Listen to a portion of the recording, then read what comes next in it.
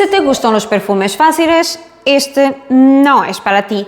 Se llama Ancestral de Le Mans y está inspirado en los antiguos rituales sagrados donde se utilizaban incienso, mirra y copal. No es el típico perfume fácil de gustar.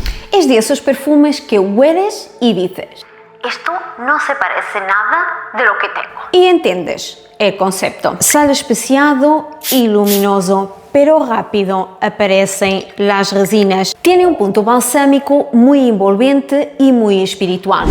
Huele a templo sagrado, madera caliente y templos antiguos. Da esa sensación de paz, silencio y calma. Es como entrar en un lugar donde te bajas las revoluciones. Es introspectivo, elegante y con mucha personalidad. Si te gustan los perfumes con incienso, madeiras, ámbar y muy distintos, te lo invito a probar. ¿Lo llevarías o es demasiado raro para ti?